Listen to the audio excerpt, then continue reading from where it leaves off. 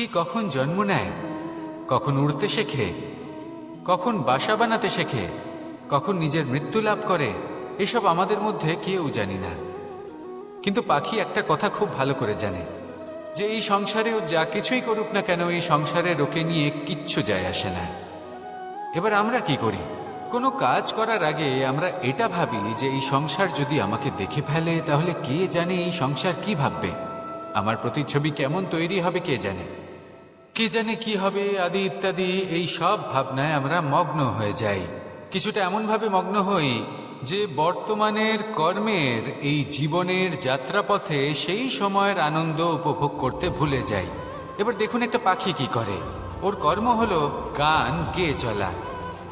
ওই পাখি গেয়ে চলে, কেউ ওর গান শুনুক বা না শুনুক, কেউ আদৌ শুনছে কিনা সেই বিষয়টা নিয়ে সেই পাখির কিছুই যায় আসে না।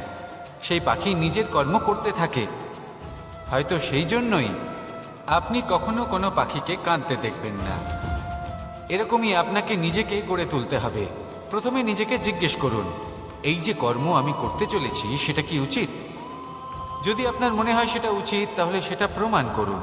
এটা ভাববেন না যে এই সংসার কি ভাববে। আসুন আর আমার সাথে ভালোবেসে বলুন, রাধা রাধা। আকাঙ্ক্ষা কখন লোভে পরিণত হয়ে যায় তা কেউ বলতে পারে না। এবার তার পরিণাম কি হতে পারে তাও আমরা কেউ জানি না। আজ আমি আপনাকে বলছি, কোনো ব্যক্তি সব থেকে বেশি ক্ষতির সম্মুখীন তখনই হয় যখন সে এটা মনে করে যে সে সব থেকে বেশি সুরক্ষিত স্থানে রয়েছে। সে ভাবে যে সে সেখানে সুরক্ষিত রয়েছে। সে তখন অসাবধান হয়ে পড়ে, আর তখনই তাকে জীবনের সব থেকে বড় ক্ষতির সম্মুখীন হতে হয়। নিঃস্ব হয়ে যাওয়ার পরিস্থিতি কোনো মানুষের জীবনে তখনই আসে যখন তার কাছে প্রচুর সম্পত্তি থাকে এবং সে তার থেকেও অনেক বেশি সম্পত্তি অর্জন করতে চায়। সেই অনেক বেশি সম্পত্তি অর্জন করার চেষ্টায় সে এমন কিছু করে বসে যার ফলে তাকে সমস্ত সম্পত্তি হারাতে হতে পারে। একজন রচনাকার নিজেই নিজের প্রতিভা একদম শেষ করে দিতে পারে যখন সে অনেকগুলো কাজ নিজের কাঁধে নিয়ে নেয়। একটা গুরুত্বপূর্ণ কথা সবসময় মনে রাখবেন, আজ আপনি যেখানেই থাকুন না কেন, যেমনই যে কোনো স্থানেই থাকুন না কেন, এর পেছনে আপনার আকাঙ্ক্ষার একটা বিশাল ভূমিকা রয়েছে। কিন্তু মনে রাখবেন, আপনাকে শিখতে হবে যে কখন আর কিভাবে নিজের উচ্চাকাঙ্ক্ষাগুলিকে লাগাম পরাতে হবে, কারণ এটা অত্যন্ত আবশ্যক। তাই আসুন আর আমার সাথে ভালোবেসে বলুন, রাধা রাধা। রাত্রে আমরা সুখ নিদ্রা লাভ করি, আমরা স্বপ্ন দেখি, ভবিষ্যতের পরিকল্পনা করি, খুব ভালো লাগে। সকালে যখন চোখ খুলি নিদ্রা ভঙ্গ হয়, স্বপ্ন সেইখানেই ভেঙে যায়, আর তারপর আমরা আমাদের রোজকার জীবন যাপন করি। স্বপ্ন হয়তো মানুষ রাতের বেলায় দেখেন, কিন্তু সেটাকে সার্থক দিনের বেলাতেই করতে হয়। রাতে মধুর বাতাসের নিচে কোমল শয্যায় শুয়ে মাতার গলায় মিষ্টি গান শুনতে শুনতে নিদ্রায় আচ্ছন্ন হওয়া, স্বপ্ন দেখা, ভবিষ্যতের পরিকল্পনা করা বড়ই সরল। কিন্তু সকালবেলায় সময় মতো উঠে সূর্যের তাপ সহ্য করে, সেই উষ্ণতা সহ্য করে সর্বাঙ্গ ঘেমে গিয়ে নিজের পথ খুঁজে বের করা, সেই পথে অগ্রসর হওয়া, বাধা বিপত্তি এসবের সম্মুখীন হওয়া, আর তারপর লক্ষ্য লাভ করা, এগুলো কঠিন কাজ। এ হলো অত্যন্ত কঠিন কাজ। যদি আপনি চান যে স্বপ্ন আপনি দেখেছেন তা সত্যি হোক, তাহলে দিনের বেলায় আপনাকে বেরিয়ে কর্ম করতেই হবে, পরিশ্রম করতেই হবে। মনের এই চক্ষু দিয়ে স্বপ্ন দেখা সম্ভব, কিন্তু যদি আপনি বুঝতে পারেন যে এই স্বপ্নই হলো আপনার লক্ষ্য, তাহলে তাকে সার্থক করতে শুধুমাত্র পরিশ্রম দ্বারাই করতে হবে। তাহলে পরিশ্রম করুন আর আমার সাথে ভালোবেসে বলুন, রাধা রাধা। মানুষের জীবনে তিনটি গুণ অত্যন্ত প্রয়োজনীয়: শ্রদ্ধা, বিনম্রতা, যোগ্যতা। যদি জ্ঞান লাভ করতে চান তাহলে শ্রদ্ধার প্রয়োজন, যদি মান লাভ করতে চান তাহলে স্বভাবে বিনম্র হওয়া প্রয়োজন, আর যদি মনোবাঞ্ছিত স্থান লাভ করতে চান তাহলে যোগ্যতার প্রয়োজন। বিষয়টা সহজ। শ্রদ্ধা আপনাকে জ্ঞান দেবে, নম্রতা আপনাকে মান, আর যোগ্যতা উচিত স্থান দেবে। কিন্তু যদি আপনি এই তিনটি গুণ সম্মিলিত করেন তাহলে এমন কিছু লাভ করবেন যা এই সব কিছুর থেকে অনেক ঊর্ধ্বে। সম্মান। আর এ হলো সেই সম্মান যা প্রত্যেক মানুষের নিজের জীবনে লাভ করতে চেষ্টা করা উচিত, কারণ এই হলো সেই সম্মান যার কারণে আপনি চলে যাওয়ার পরেও এই সংসার আপনাকে ভালোবাসবে আর মনে রাখবে। আসুন আমার সাথে ভালোবেসে বলুন, রাধা রাধা। অনেক সময় আমরা জীবনে অনেক মানুষকে এমন বলতে শুনে থাকি যে আমি অসফল হয়েছি কারণ আমার সময় ভালো যাচ্ছিল না, আমি এই জিনিসটা লাভ করতে চাইছিলাম কিন্তু করতে পারলাম না কারণ আমার সময়টা ভালো যাচ্ছিল না, আমি আমার জীবনে ওই মহান কাজটা করতে চাইছিলাম কিন্তু করতে পারলাম না। কেন? কারণ আমার সময়টা ভালো যাচ্ছিল না। কিন্তু যে মুহূর্তে ভালো সময় আমার জীবনে আসবে আমি সব কিছু প্রাপ্ত করব। এমন প্রায় প্রত্যেকেই বলেন। আসুন একটা কথা বোঝা যাক। একজন মালিকে দেখুন, সে প্রত্যেক দিন গাছের সেবা করে, তাকে জল দেয়, তার যত্ন আত্তি করে। কেন? প্রত্যেক দিন সেই গাছ ফল দেয় না, সঠিক সময় এলে তবেই সেই গাছ ফল দেয়, কিন্তু প্রত্যেক দিন মালি তার সেবা করে, তাকে যত্ন করে। শুধুমাত্র তখন করে না যখন সেই গাছ ফল দিতে সক্ষম। আর যদি মালি গাছের যত্ন প্রতিদিন না করে তাহলে হয়তো সেই গাছ ফল দিতেই পারবে না। এটাই হলো আমাদের জন্য একটা শিক্ষা। যখন সময় আমাদের জন্য অপেক্ষা করে না তখন আপনি সময়ের জন্য কেন অপেক্ষা করছেন? ভালো সময়ের জন্য অপেক্ষা করবেন না। ভালো এবং শুভ কর্ম দ্বারা ভালো সময়কে নিজের কাছে টেনে আনুন। নিরন্তর কর্ম করুন, পরিশ্রম করতে থাকুন, শুভ সময় আপনা থেকেই আপনার কাছে আসবে। আসুন আমার সাথে ভালোবেসে বলুন, রাধা রাধা। মানুষের এই সংসারে জীবনযাপন করার জন্য কিছু জিনিসের প্রয়োজন পড়ে। এমন কিছু আবেগ, এমন কিছু বস্তু আছে যেগুলো তার প্রয়োজন হয়, কিন্তু সব থেকে বেশি যে জিনিসটা তার প্রয়োজন হয় সেটা হলো সম্মানের। আমাদের ভালো লাগে যখন কেউ আমাদের সম্মান করে। আমরা কাউকে সম্মান করলে তারও সেটা ভালো লাগে। কিন্তু আপনি দেখবেন যে সংসারে বেশিরভাগ মানুষ দুটি মাপদণ্ডের ভিত্তিতে সম্মান করেন, হয় বয়স দেখে করেন বা উপার্জন দেখে, অর্থাৎ সেই ব্যক্তি কতটা উপার্জন করেন। এবার ভেবে দেখুন, এটা আবশ্যক নয় কারোর বয়স যদি বেশি হয় তার বুদ্ধিও ততটাই বেশি হবে। আবশ্যক এটাও নয় যে কোনো ব্যক্তি যদি অত্যন্ত ধনী হন বা তার মনও নির্মল হবে বা তিনি সৎকর্ম করবেন বা এমন কোনো কর্ম করবেন যাতে উনি সম্মান লাভ করতে পারেন। হতে পারে উনি ধনী কিন্তু দুশ্চরিত্র। সেই জন্য বয়স বা উপার্জন দেখে কোনো ব্যক্তিকে সম্মান করবেন না। কর্ম দেখুন। যদি গভীরভাবে ভেবে দেখেন তাহলে দেখবেন যদি কোনো মানুষ কোনো সৎকর্ম করেন তাহলে তার প্রতি হৃদয় থেকে সম্মান জাগ্রত হয়। এটাই হলো সেই সম্মান যা অর্জন করতে হবে। বয়স আজ আছে, কাল আরো বৃদ্ধি পাবে। উপার্জন আজ আছে, কাল সেটা কমে যেতেও পারে। কিন্তু যদি আপনি নিরন্তর শুভকর্ম করতে থাকেন তাহলে আপনি মৃত্যুর পরেও অমর হয়ে থাকবেন। আসুন আমার সাথে ভালোবেসে বলুন, রাধা রাধা। পাপ এবং পুণ্য, এই দুই হলো সংসারের এমন দুই বিন্দু যাকে কেন্দ্র করে এই সংসারের চক্র ঘুরতে থাকে। আমরা যদি কোনো কর্ম বিচার করি হয় পুণ্য নয় পাপের দৃষ্টিভঙ্গি দিয়ে, এটা হয় পুণ্য না হলে পাপ। কিন্তু এই পাপ এবং পুণ্য এই দুই নির্ভর করে প্রত্যেক মানুষের ওপর, তার চিন্তাধারা, তার পরিস্থিতির ওপর। ধরুন এমন একজন মানুষ যিনি অনেক দিন ধরে বনে পথ হারিয়েছেন, অনেক দিন হয়তো উনি কোনো খাবার খাননি। এবার এমন পরিস্থিতি চলে এসছে যে এবার যদি উনি খাবার না খান তাহলে হয়তো জীবিতই থাকবেন না। আর এমন অবস্থায় ওনার সামনে যদি কোনো প্রাণী আসে তাহলে তাকে স্বীকার করা এটা কিন্তু তার কাছে পাপ নয়, এটা তো জীবিত থাকার একমাত্র উপায়। এটা তার কাছে পুণ্য সম। আর যদি আমি এমন একজন ব্যক্তির কথা বলি যিনি সরল, যিনি একটি সুখী, শান্ত, সুরক্ষিত জীবনযাপন করছেন, তার কাছে কিন্তু এটা পাপ। এইরকমই এই সংসারে ভিন্ন ভিন্ন পরিভাষা আছে পাপ এবং পুণ্যের।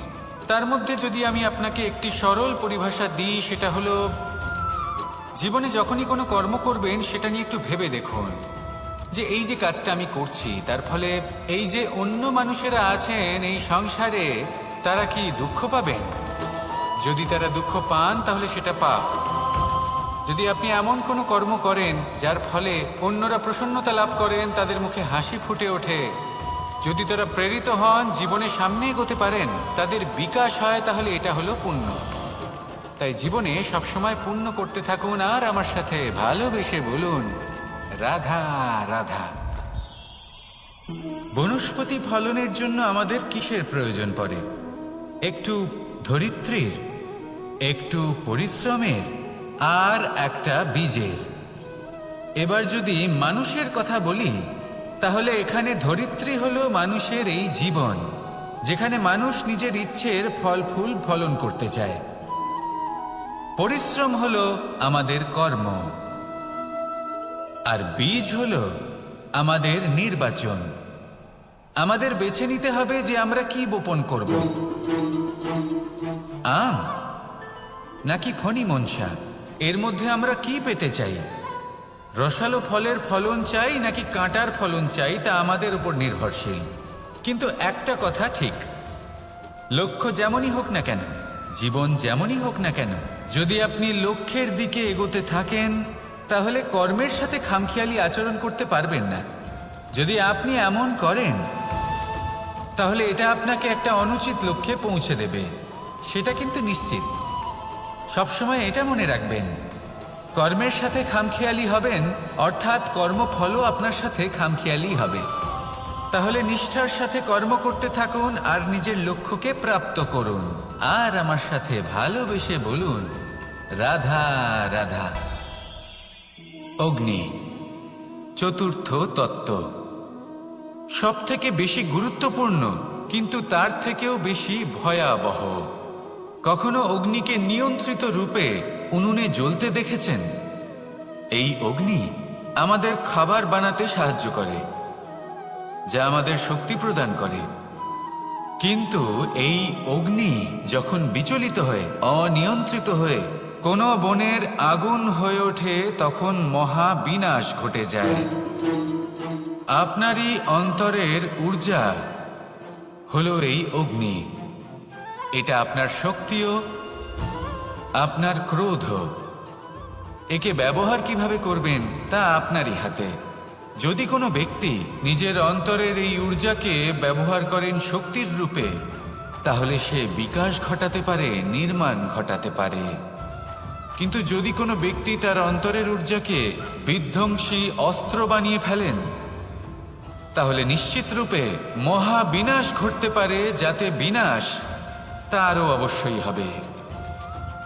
অনেক বছর পূর্বে এমনই এক আগুনের দ্বারা এই সুন্দর পৃথিবীর নির্মাণ হয়েছিল।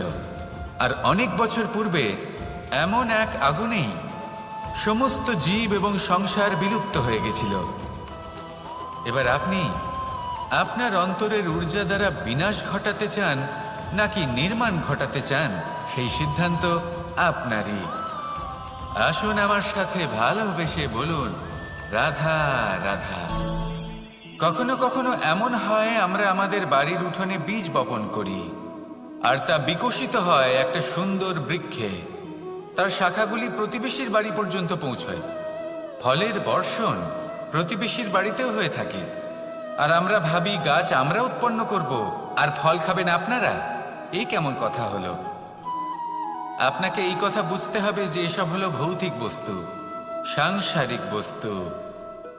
কখনো নিজের বাড়ির বাগানে ভালোবাসার গাছ বপন করে দেখুন, তার শাখাও প্রতিবেশীর বাড়ি পর্যন্ত পৌঁছবে, ফলের বর্ষণ সেখানেও হবে।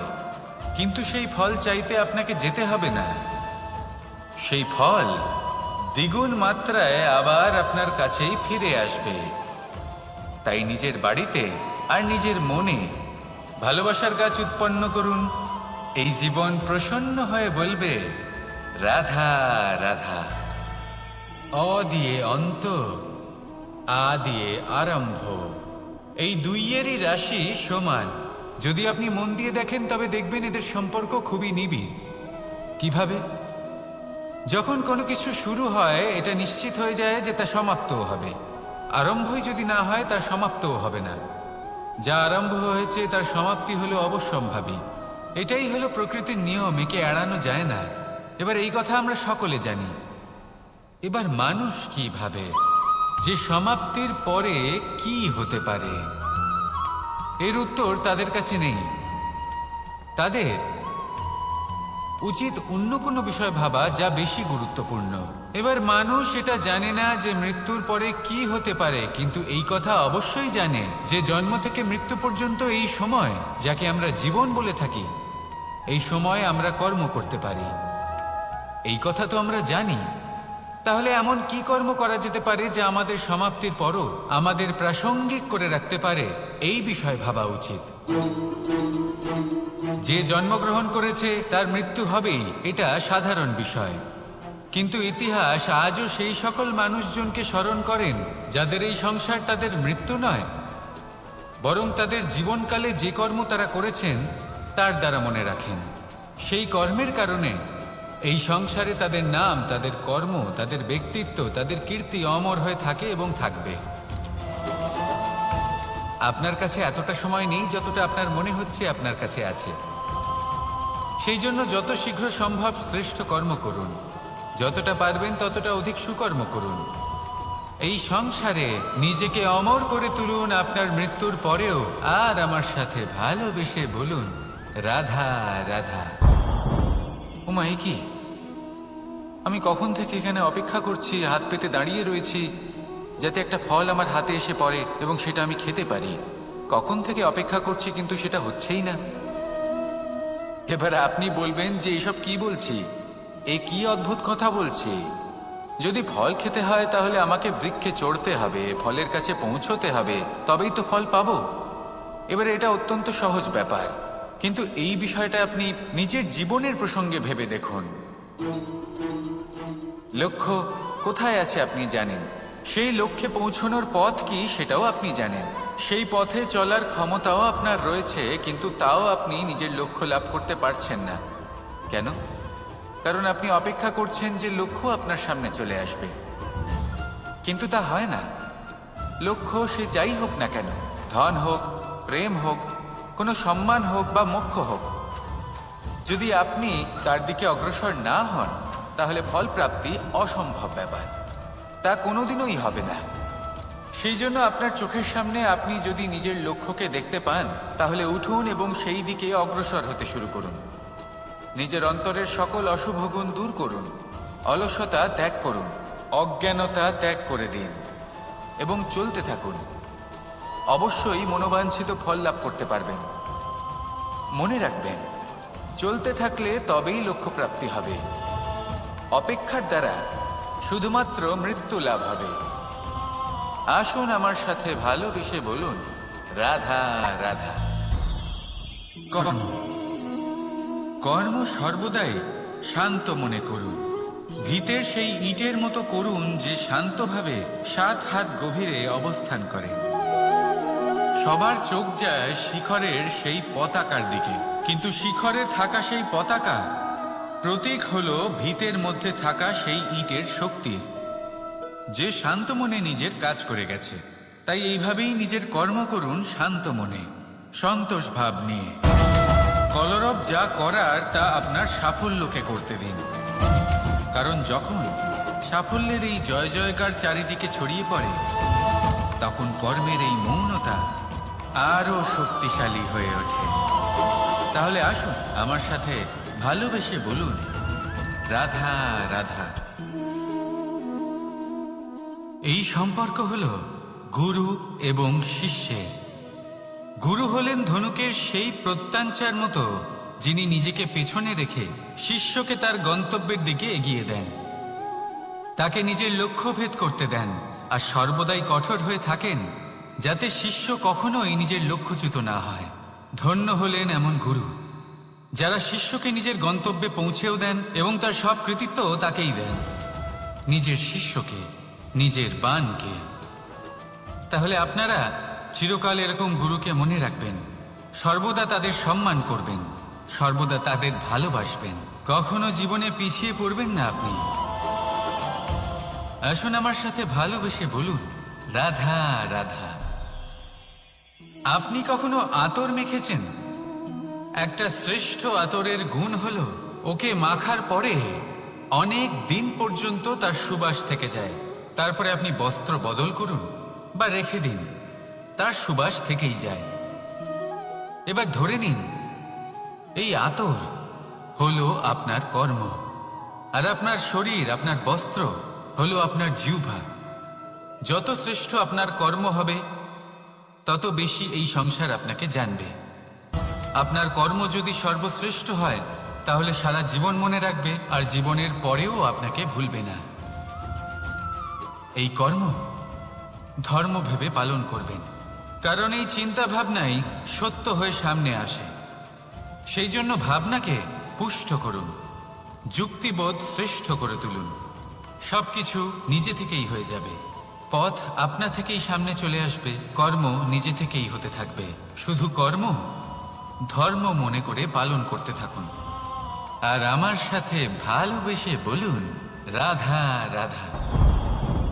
এই জীবন, এই জীবন দেখতে গেলে কিন্তু খুবই কঠিন। এই জীবন কি করি হে নারায়ণ, এটাকে একটু সহজ কি করে করে তোলা যায়, এই প্রশ্নই তো আসছে মনে। এর উত্তর স্বয়ং সেই মানুষের মধ্যেই লুকিয়ে, তার সিদ্ধান্তে, তার নির্বাচনের মধ্যে লুকিয়ে। এবার জীবনের যে কঠিন সময়গুলো থাকে সেগুলো সেই প্রসঙ্গের মতোই হয়। যেমন ধরুন, আপনি হাঁটছেন হাঁটছেন আর হঠাৎ করে পায়ে কাঁটা ফুটে গেল। এবার আপনি কি করবেন? এমনও ব্যক্তি আছেন যারা সেই কষ্টের কারণে, সেই কষ্ট পাওয়ার ভয় পিছিয়ে আসেন। এমনও কিছু ব্যক্তি থাকেন যারা সেই আঘাতে নিরাময় করার জন্য সময় নষ্ট করবেন, কতটা জানি না। এমনও কিছু ব্যক্তি থাকতে পারেন যিনি হয়তো সেই কাঁটাকে তুলে নিয়ে তার ব্যবহার গজালের মতো করবেন, তাকে দেওয়ালে পুঁতে একটা সুন্দর ছবি লাগাবেন, যাতে সেই দেওয়াল আরো সুন্দর দেখতে মনে হয়। এটাই জীবনের সাথেও হতে পারে। এবার দেখুন, জীবন হলো কঠিন নাকি অত্যন্ত কঠিন সেটা গুরুত্বপূর্ণ নয়, সেটাকে সরল করার জন্য আপনি কি করছেন সেটা গুরুত্বপূর্ণ। জেনে রাখুন, আমরা সবাই মরণশীল, আমাদের সবার মৃত্যু হবে, প্রত্যেককেই এক না একদিন অবশ্যই মরতে হবে। এবার যখন সেটা হতেই চলেছে, তাহলে ভয় কেন পাব, চিন্তা কেন করব? দুশ্চিন্তা করলে কি এর সমাধান হয়ে যাবে? কখনোই নয়। যা প্রারব্ধ তা হবেই। তাই জীবন এই কিছুক্ষণ আপনাকে বাঁচার জন্য দিয়েছে, তা বাঁচতে শুরু করে দিন। জীবনে যা পরিস্থিতি আসুক তা ধন্যাত্মক দৃষ্টিভঙ্গি দিয়ে দেখা শুরু করুন। এটা যদি আপনি শিখে নিতে পারেন তাহলে আপনার এই জীবন সুখ ও প্রসন্নতা দ্বারা ভরে উঠবে। আর এই প্রসন্নতাই আপনি বলবেন, রাধা রাধা। বৃষ্টির জল যখন মেঘের দ্বারা টিপ টিপ করে ঝরে পড়ে তখন কি ভালো লাগে, তাই না? শুধু যে এই আবহাওয়া ভালো করে তুলে তাই নয়, এই মাটিতে সমাহিত হয়ে একটা অত্যন্ত সুন্দর গন্ধ উৎপন্ন করে। এই লতা পাতা, এই বৃক্ষ এদের জীবন দান করে, এদের পুষ্ট করে তোলে, আর তার সাথে অনেক জীবের কল্যাণ করে। কিন্তু ভাবুন, যখন বজ্রপাত হয় তখন কি হয়? এই সমস্ত জলের ফোঁটা অনিয়ন্ত্রিত হয়ে যায়, একটা ভয়ানক বন্যার রূপ নিয়ে নেয়, যা শুধুমাত্র মহাবিনাশ করে। এর সারমর্ম কি? এর সারমর্ম হলো কর্ম করুন, কিন্তু তার নিয়ন্ত্রণ রেখে। যদি আপনি নিয়ন্ত্রণে না থাকেন তাহলে আপনিও জীবনরূপী এই বর্ষার পরিবর্তে ভয়ানক বন্যার রূপ ধারণ করবেন। এবার বিকাশ ঘটাবেন নাকি বিনাশ, সিদ্ধান্ত হলো আপনার। যদি বিকাশ ঘটাতে চান তাহলে নিজের কর্মের সাথে সাথে নিজের মনকেও নিয়ন্ত্রণ করতে শিখুন। এই মনকে সংযত করুন, একে নিয়ন্ত্রণে রাখুন, নিজের কর্মকে নিয়ন্ত্রণে রাখুন, ভারসাম্য বজায় রাখুন। আর আমার সাথে ভালোবেসে বলুন, রাধা রাধা। কখনো ঘোড়া আর তার ঘোড়সওয়ারিকে দেখেছেন? ঘোড়ার ডান এবং বাম দিকে যেন একটা পর্দা লাগানো থাকে। তার কারণ কি? যাতে ঘোড়া অন্য কোনো দিকে দেখতে না পায়, শুধুমাত্র সামনে দেখে আর সেই দিকেই এগোতে থাকে। বলতে গেলে এটা খুব সাধারণ ব্যাপার, কিন্তু এর পেছনে খুব বড় এক বিজ্ঞান লুকিয়ে রয়েছে। আপনি যদি জীবনে নিজের লক্ষ্যে পৌঁছতে চান তাহলে আপনাকে এদিক ওদিক তাকানো বন্ধ করতে হবে, শুধু সামনে নিজের লক্ষ্যের দিকে তাকিয়ে থাকতে হবে। তখনই জীবনে সাফল্য লাভ করবেন। ঘোড়া তো শুধুমাত্র এক পশু, তার উপরে লাগাম পরাতে হয়, চোখের ডান এবং বাম দিকে পর্দা পরিয়ে দেওয়া হয়। আপনি হলেন মানুষ, আপনাকে লাগাম কে পরাবে? কেউ না। এটা আপনাকে নিজেকেই করতে হবে। মনের গভীরে প্রবেশ করুন আর আবেগগুলিকে লাগাম পরান, তাদের নিয়ন্ত্রণ করতে শিখুন। আর নিজের দৃষ্টি সামনে, শুধু নিজের লক্ষ্যের দিকে। মনে রাখবেন, যদি আপনার দৃষ্টি শুধুমাত্র নিজের লক্ষ্যে থাকে তাহলে লক্ষ্যভেদ অবশ্যই করবেন। যদি একাগ্রতা এদিক ওদিক চলে যায় তাহলে লক্ষ্য হারিয়ে যাবে। রাধা রাধা। যথা রাজা তথা প্রজা, যথা বীজ তথা বৃক্ষ, যথা ভূমি তথা অঙ্কুর। কি সুন্দর শব্দ এগুলি! আর যতটাই সুন্দর ততটাই গভীর হলো তার অর্থ। যেমন রাজা হবেন, প্রজা তেমনই হবেন। যেমন ভূমি হবে, অঙ্কুরও তেমনই হবে। কখনো গভীরে গিয়ে এই কথার অর্থ বোঝার চেষ্টা করেছেন আপনি? রাজা এই শব্দের মূল হলো রজ। রজ কথার অর্থ হলো মাটি। অর্থাৎ রাজা হলেন তিনি যিনি মাটির সাথে যুক্ত। রাজা হলেন তিনি যিনি প্রজাদের সম্মান করবেন, তাদের যত্ন নেবেন, তাদের চোখে জল দেখলেই চিন্তিত হয়ে উঠবেন, তাদের অশ্রু মোছার জন্য সমস্ত সম্ভাব্য চেষ্টা করবেন, তাদের সুখী রাখার জন্য সমস্ত চেষ্টা করবেন। রাজা এরকম হয়। এবার এই সমস্ত গুণ যদি একজন রাজার মধ্যে না থাকে তাহলে প্রজার মধ্যে অসন্তোষ দেখা যায়। আর এই অসন্তোষ বিদ্রোহের রূপ নেয়। আর এই বিদ্রোহ যে কোনো রূপেই হলো বিনাশকারী। তাহলে রাজার উচিত প্রজাদের রক্ষা করা এবং প্রজাদেরও উচিত রাজার প্রতি বিশ্বাস রাখা, তার অনুকরণ করা। এই দুজন যখন এক হবেন তখনই শাসন স্থির হবে, তখনই এই দেশ নিয়ন্ত্রণে থাকবে। যদি দুজনের মধ্যে কোনো একজন নিয়ন্ত্রণ হারান তখন মহা বিনাশ অবশ্যই হবে। তাহলে রাজা নিজের কর্ম করবেন আর প্রজা নিজের ধর্ম পালন করবেন। আর আমার সাথে ভালোবেসে বলবেন, রাধা রাধা।